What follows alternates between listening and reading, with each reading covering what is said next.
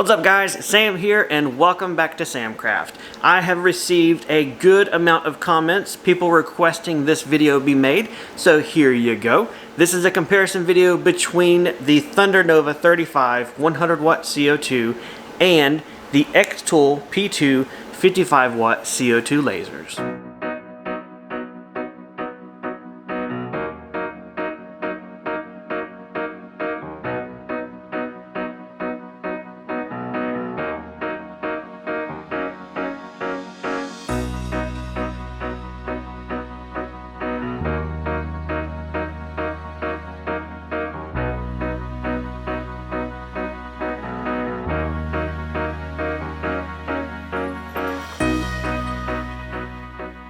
Now I hear you, Sam, there's no comparison. How are you ever going to compare a 55 watt machine to a 100 watt machine?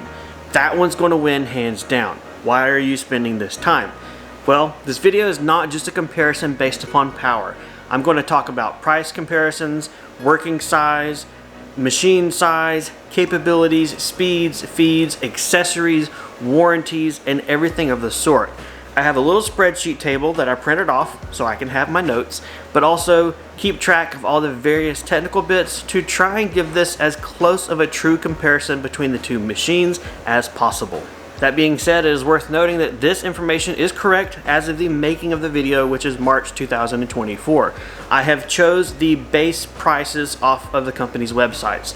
Companies will run sales, they will run promotions. I didn't take any of that into account. I took their base list price of the machines and we're going from there. So that being said, let's go ahead and jump into the comparison. So let's talk about the specific machines I have here for you today. We have the xTool P2 55 watt CO2 laser with the riser base. The riser base is an additional add-on, but what you see here in my videos and what I have in my shop is the machine plus its riser base. The other machine is the Thunder Nova 35 100 watt CO2 laser. I'm going to be putting in data points for the 80 watt and the 100 watt machines, since that is an option that you can get with the same size box and setup, everything being identical. First things first, let's talk about pricing. The xTool P2 is currently priced at $5,000.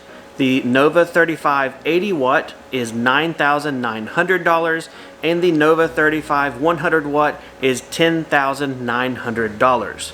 The point for this one goes to xTool. As far as working size, the xTool P2 has a 12-inch by 23.6-inch working size, and the Nova 35s have a 23.6-inch by 35.4-inch working size. Point to Thunder. Taking the price of the machine and the actual working size, let's do a price per square inch. The xTool P2 clocks in right at $18 per square inch. The 80 watt Nova is $12 per square inch, and the 100 watt Nova is $13 per square inch. So for this one, the Nova 35 80 watt is your cheapest machine based upon square inch of working size. Comparing the wattage between the machines, the xTool is 55, and the Thunder has an 80 watt and a 100 watt model. Taking into account the price of the machine, our price per watt is $91 per watt of power for the xTool, $124 per watt of power for the 80 watt Thunder, and $109 per watt for the 100 watt Thunder. In this category, xTool is the cheapest per watt of power. As far as max engraving speed, the xTool can go as fast as 600 millimeters per second, but the Thunder goes as fast as 1,000 millimeters per second. Wow, Thunder wins this one. For maximum working height, the xTool, I'm going to list two different sizes. The first one is the machine as it is, no riser base. Its maximum height is 2.5 inches for engraving.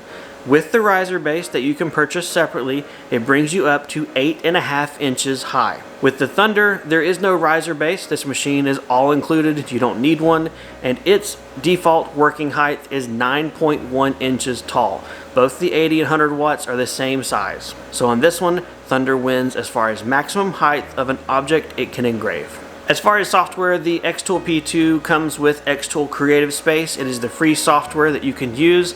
And even though it is advertised on the website as being compatible with Lightburn, I have never got it to work. so I don't advertise it as being compatible with Lightburn. As far as the Thunder machines, they run off of Lightburn, and when you purchase the laser, you also get a Lightburn license. So from that standpoint, the software is also free with the Thunder machines.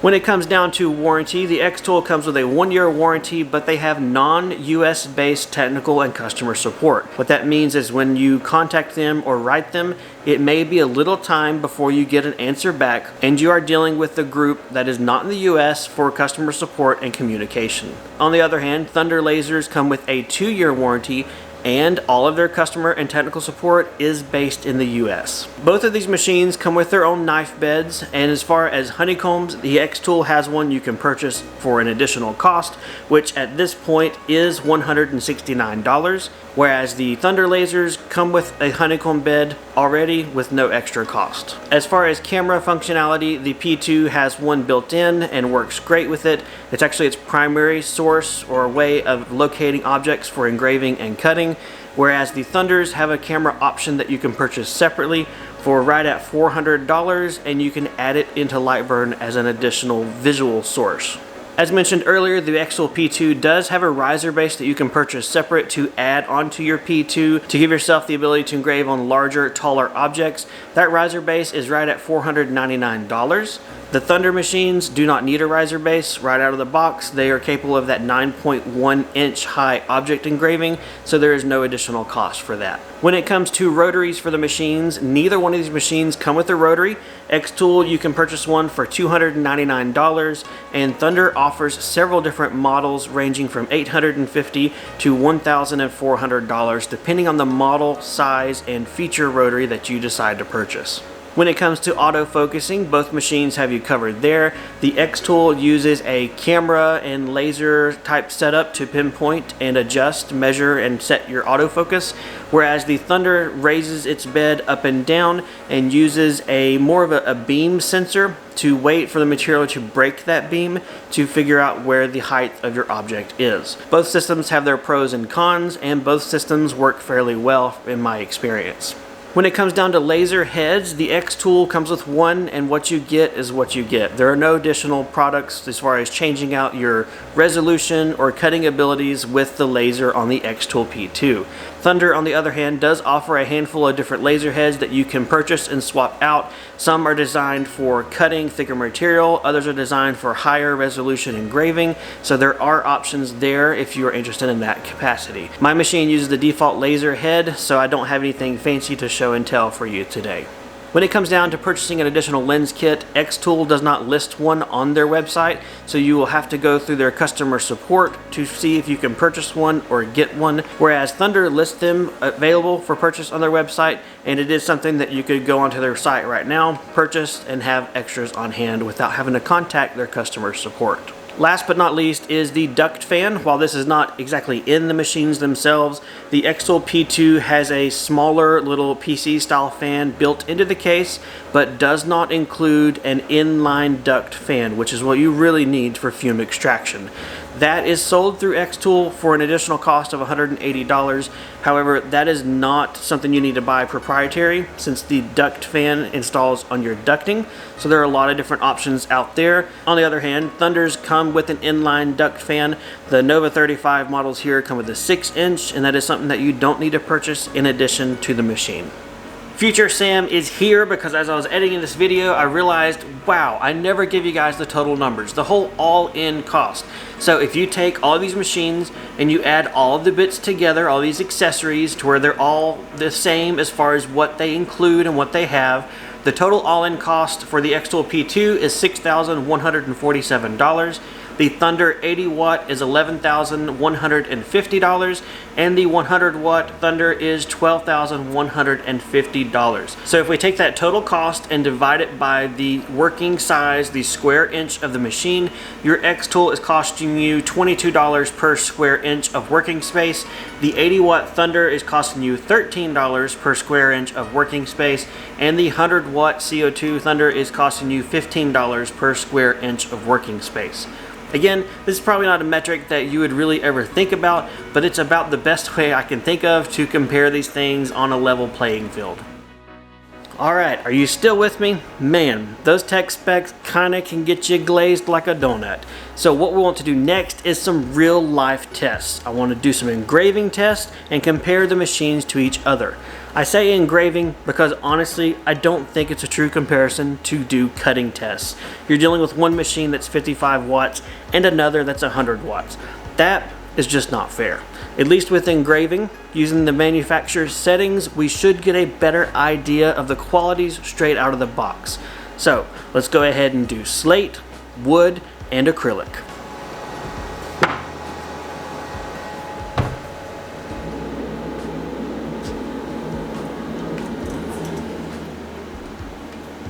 So I have a drink coaster in the Thunder Laser and another one in the P2.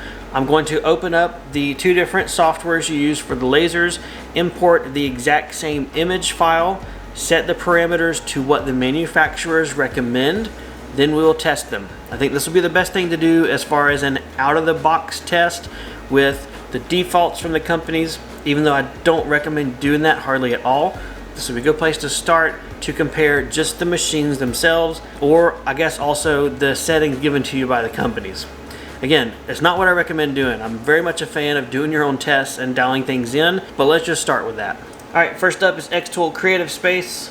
I'm going to tell it to refresh the screen. Here we have a drink coaster. Now let's go ahead and do the auto focusing. Plop our square right on top of that guy. So go ahead and capture a close view with this so I can see my crosshairs. Looks good. I'm gonna go up to image and let's open up the image that we want to import.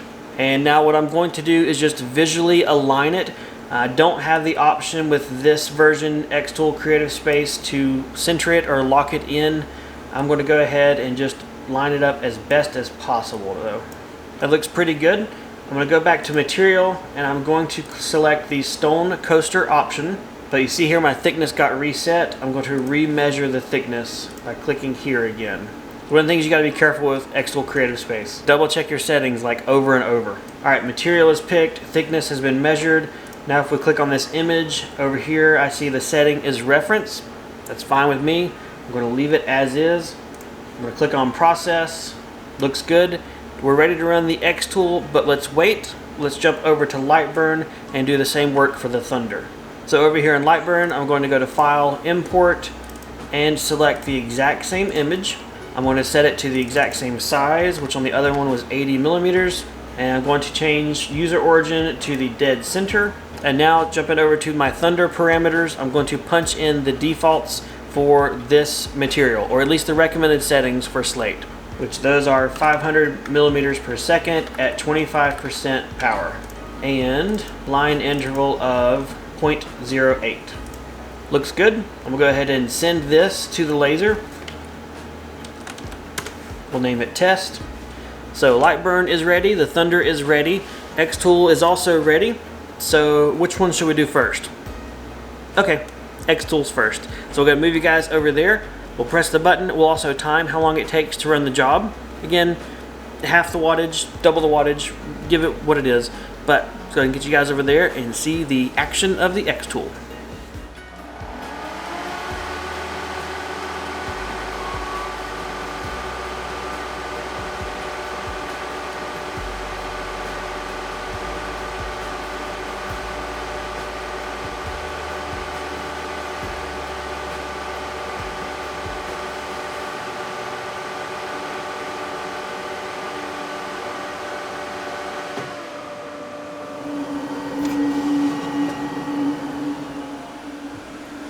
xTool is done. Now let's go to the Thunder.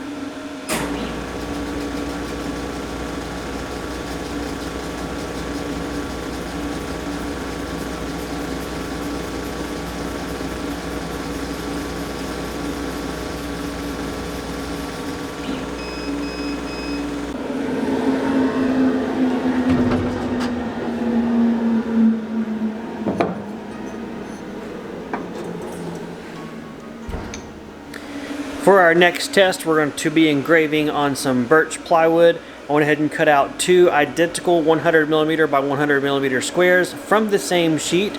We're going to run one on the Thunder, one on the xTool, same image, same default factory settings, but in the interest of time, we're going to run these together. Okay, at least on camera together. so we get through this process just a little bit quicker.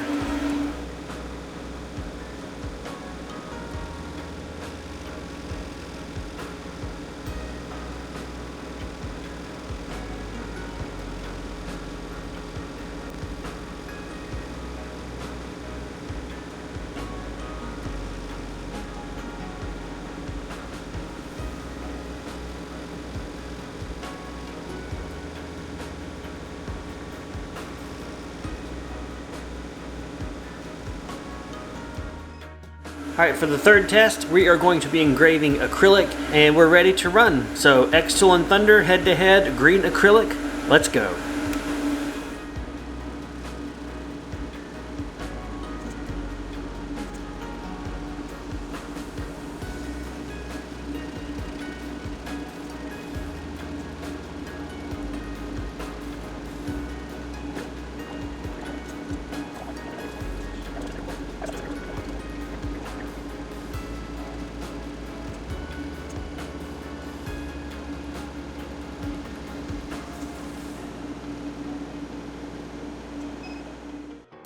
We have finished our slate engraving test, our wood engraving test, and the acrylic engraving test.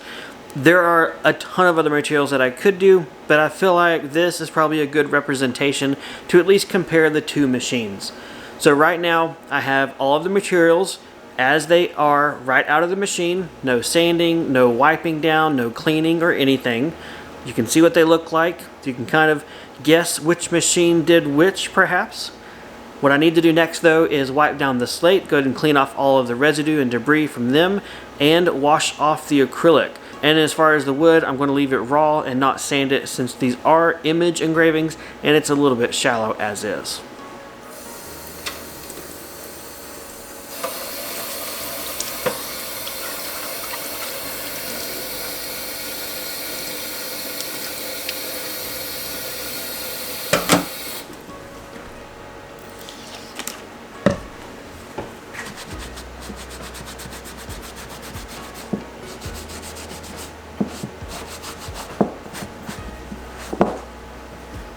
There we have it, our 3 different tests on the 2 machines using default settings.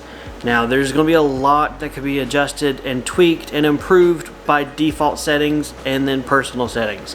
I wanted to run these at default just because if you don't know anything and you're straight off fresh to the machines, this is what they're going to show, and this is what you can kind of get a grasp of what you can expect. The biggest thing I want you to look at, and that I myself am trying to look at with these examples, is the quality or the resolution of them. Is there one that is finer detail or sharper lines compared to another? Not necessarily is one darker than another, but is one look like it's been drawn with a pencil versus another drawn with a big Sharpie permanent marker. That would correlate to spot size and could give you, I guess, an overall idea of which one is going to give you finer results with engraving. To be honest, side by side, they look pretty comparable. Yes, the settings can be tweaked to get the darker results and all of that, like I've said, but straight out, I couldn't tell you probably which one did which, especially if you get them at the same engraving color. If we could get the wood as dark on the xTool as we did with the Thunder, same thing with that Slate coaster, I bet anyone would have a very difficult time knowing which one did which. So to bring things full circle, I mean, you can obviously see visual differences between the xTool P2 and the Thunder Nova lasers. There are also monetary differences. There are physical workshop size requirements differences. And these two are truly apples and oranges. So to compare them as if they were the same, or to pick which one is the winner, is not a fair fight. I did, however, want to give this comparison since I do have both machines, and one is geared more towards perhaps small business, hobbyist style, and the other is geared more towards legitimate big business or professional style. At least show you what the actual results could be straight out of the box, again using those default settings from the manufacturers. All in all, I couldn't tell you which one you should or should not get. That is up to you. I'm just here to give you as much information as possible and present things as equally as possible. If you got any questions or comments, feel free to leave them down below. If you like this video, give me a thumbs up. If you have any other ideas, things you want to see, I'm open book, I'm all ears, and I definitely enjoy creating content that is of value to you. Otherwise, take care, and I'll see you guys next time in the workshop.